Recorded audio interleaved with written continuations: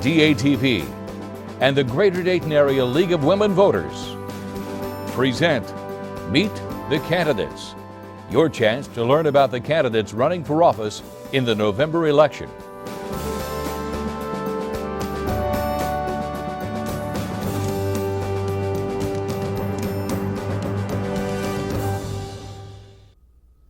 Hi, I'm Patty Skilkin. I'm president of the League of Women Voters of the Greater Dayton Area, and today I'm talking to two candidates who would both like the job, the opening of the Huber Heights Council District 1. They are Lou Dale and Richard Shaw. I'm going to start with you, Lou. We're going to give you 2 minutes to make an opening statement. Maybe you'd like to tell the voters a little bit about yourself. Thank you. As you said, my name is Lou Dale, and I have been a resident of Huber Heights, I guess about 35 years or more. And actually, I have volunteered working in the community most of that, even before I retired. I retired from Huber Heights City Schools, where I worked for about 31 years. And at the same time, I was still volunteering in the community. I worked with the Board of Zoning in Huber Heights. So I went on to retire, and I was elected to the Board of Education. I served there, and since then, I have still been working in the community, and I was elected to City Council. So I have been on that board, City Council, and working diligently ever since. I am a mother. I have 2 children, and I'm married to Marvin Dale, retired Chief Air Force. So I love the work that I've done on council, and I look forward to continuing to work there. So actually, I call myself a community servant. I'm not one that's out looking for publicity or any ego tripping. I just like serving the community. And I think the people there know that, and I have worked with them diligently for a number of years. Thank you, Lou.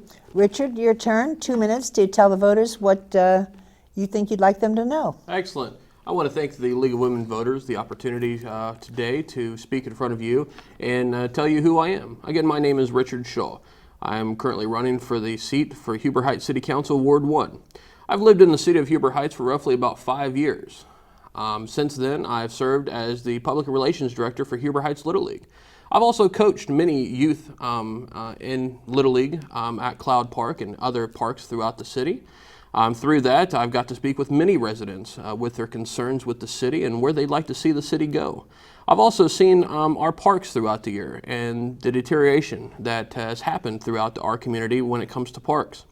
As my profession, I actually work for PNC Mortgage. I love my job. I've been there for several years.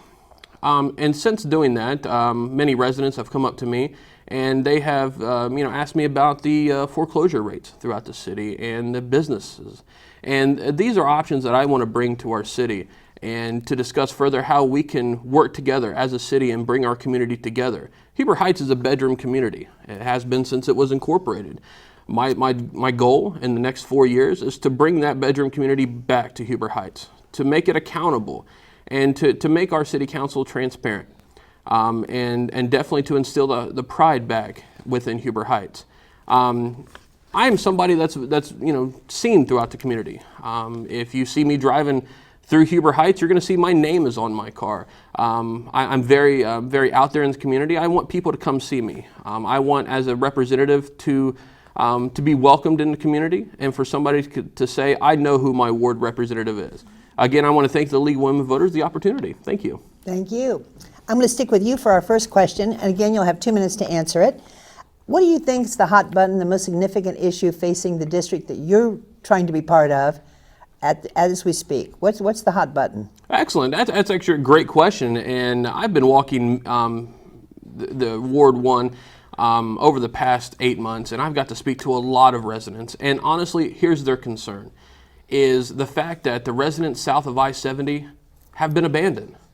Our current city council have been spending millions of dollars to the north on new development, apartments, housing that's been subsidized by the city.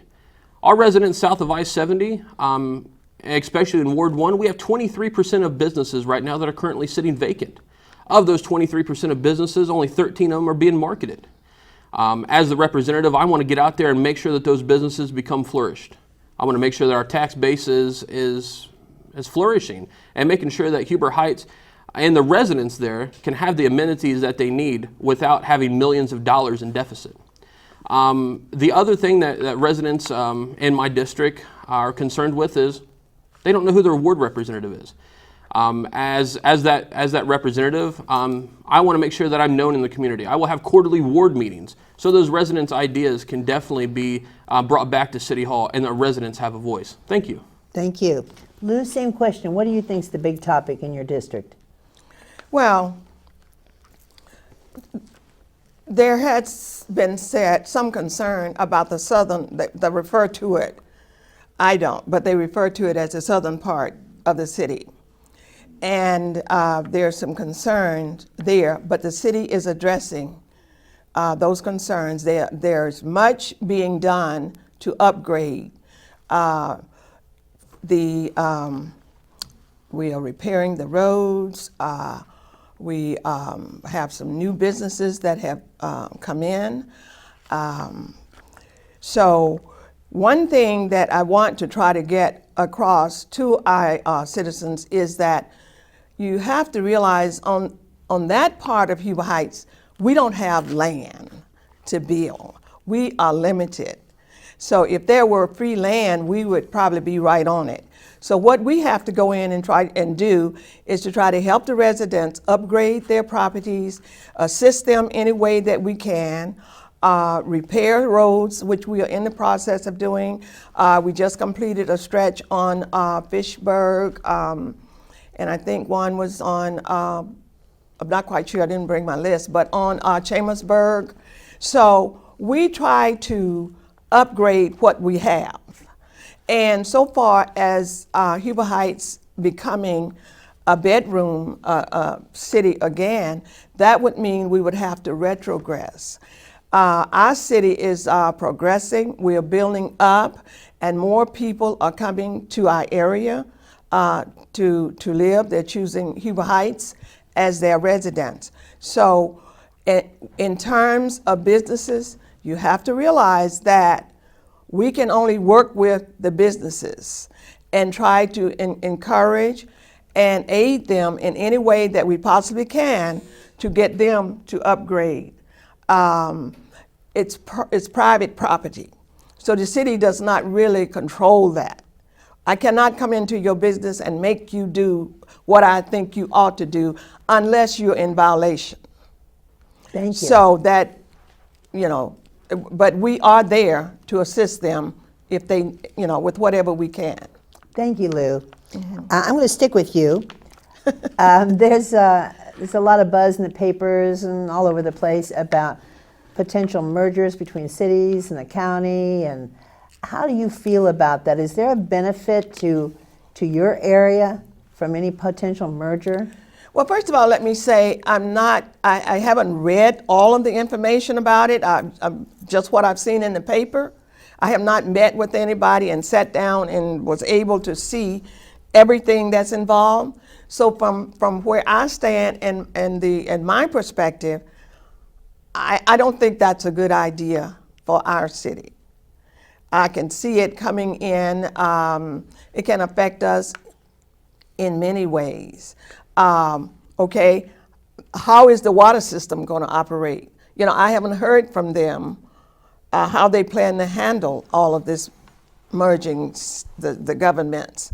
So for right now, and based on what I am aware of right now, I don't think it's good for our city. Thank you. Richard, same question. Do you see a benefit to your area from any potential mergers? That's an easy question. No, I mean there is no benefit to this merger. This merger looks like it was an imaginary thought cooked up by Dan Foley and his crew. Just recently at the NAACP meeting, I signed a petition to oppose such merger. There is no economic benefit whatsoever to the city of Dayton and to the city of Huber Heights. I've spoken with many cities over the past 8 months and attended many council meetings in other cities, and even speaking with those candidates running for Dayton City Commissioner.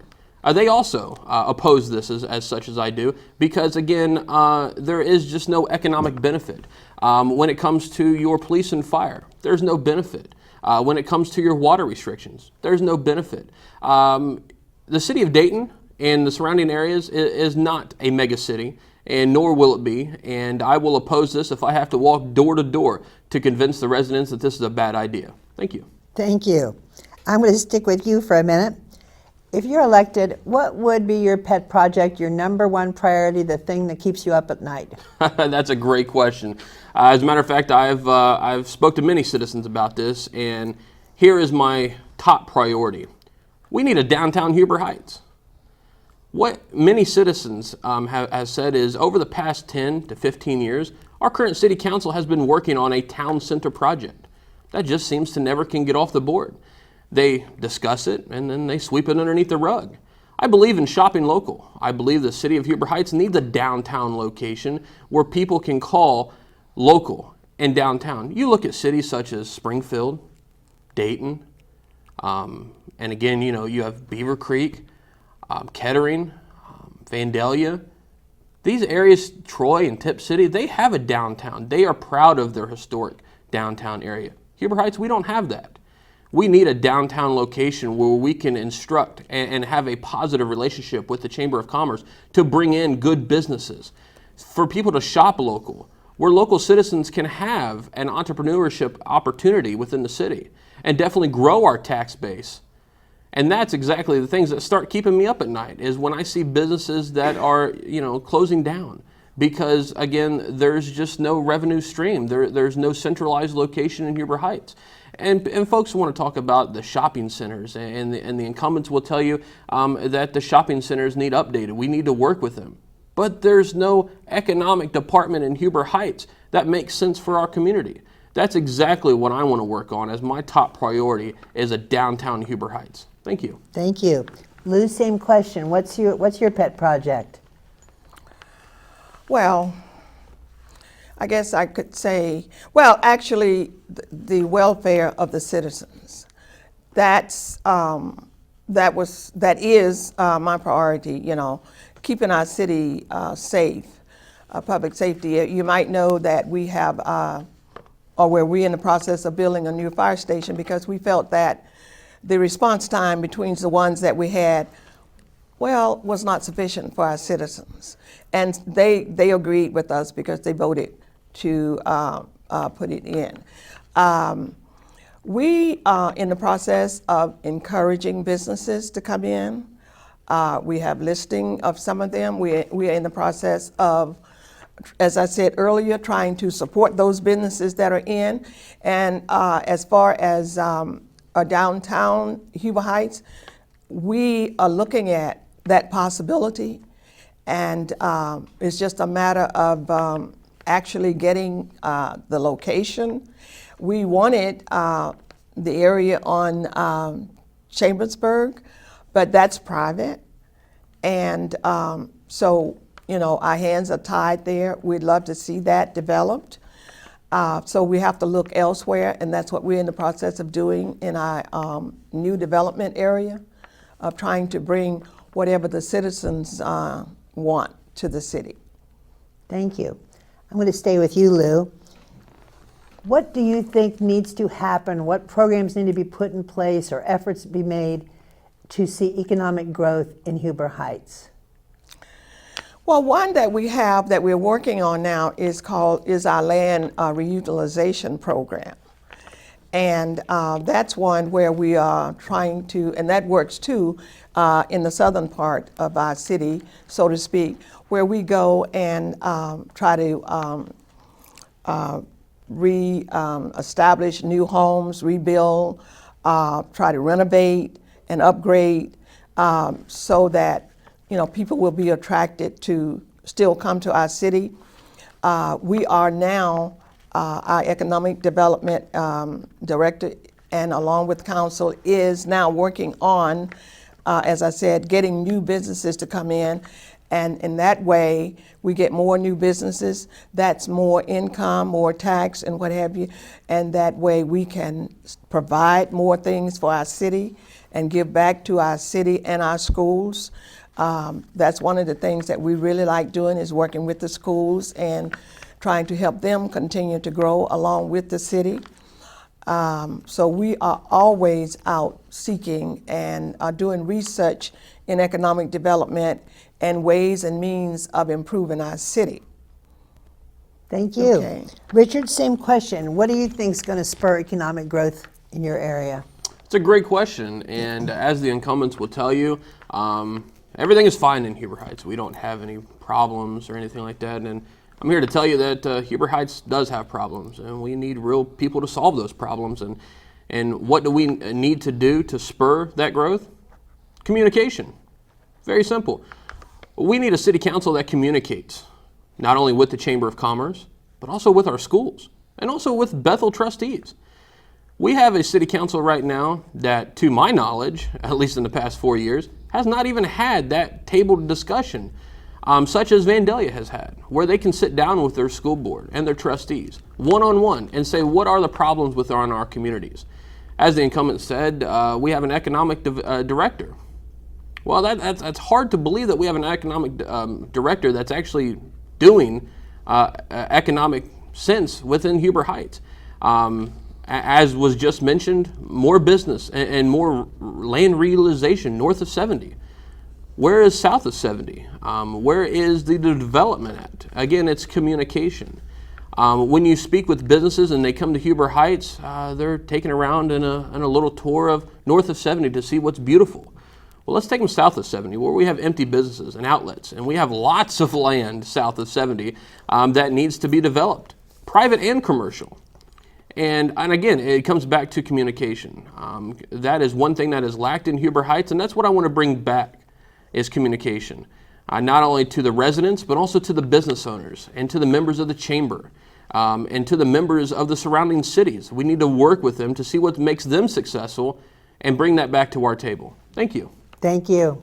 I'm going to stick with you. This is your last chance. You've got 2 minutes to speak to the voters and plead your case. Excellent. Well, again, I do want to thank again the League of Women Voters the opportunity to come out here today, and I would like to thank the incumbent Lou Dale for being here today as well. Again, residents, as I said, and those in the community, over the past year since I've started this endeavor to change the city of Huber Heights for the better, I've set out to do 3 things. 1, put out factual information. 2, tell everybody to do their research. And 3, simply get out and vote. Your vote counts. Please do your research. There is items on Facebook, Twitter, YouTube, and even a website. Go out. Don't believe what I said here today, or nor the incumbent. Go out and do your research. Pick which one of us is going to serve you the best over the next 4 years. Which one of us is going to serve your interest at heart over the next 4 years? Which one of the candidates is going to be in the community that you're going to be able to visually see, to go ask those questions? Which one of the candidates over the next 4 years do you believe is going to really have your true interest at heart at City Hall? Which one of those candidates do you believe is actually going to have a voice and bring creative discussion to the table? I can tell you that I'm that candidate. And on November 3rd, when you go to the polls, Shaw is your option. Richard Shaw for City Council, Huber Heights, Ward 1. Thank you. Thank you, Richard. Lou, you have 2 minutes. Tell them your story. Okay. First of all, I want to respond to the statement that I think it was stated that I feel that we don't have any problems in Huber Heights, and that is not what I said. I think all cities have problems. It's just a matter of what kind, what type, and how you handle them. You can, all the surrounding cities, et cetera, et cetera. But so far as economic development, yes, we are in the process of growing our city, and I've had the privilege of working along with the persons, and I've always voted to help increase our city and to help grow our city. I think when we're doing this, we also have to keep in mind how this affects our senior citizens. We are in the process, excuse me, We are in the process of building facilities to accommodate them. We look at the southern part of the city as well, and we are doing things there to upgrade our city, because we want our city to be a well-rounded city. And so far as communication, we are in communication with the surrounding areas, and frankly speaking, I'm a member of an organization where all of us come together and we talk about our problems, and we have even come up with a book that we call Best Practices, looking at everything that's happening in the other cities and in comparison with us. And I think that is the MVPC organization. Many probably have heard about it. So we do communicate. And I certainly get out as an individual and communicate and work with our citizens. I think if you were to go out in a city and call my name, people would know. They would know Lou Dale, and they know that I have been there and that I have worked, and I would like the opportunity to continue to help build our city. If you look at it, we've grown. We've come up with, we have the new Y, we have the Eichelberger Aquatic Center, and many of you have heard of our Rose Music Center, which has been a real success to the city, and citizens like it.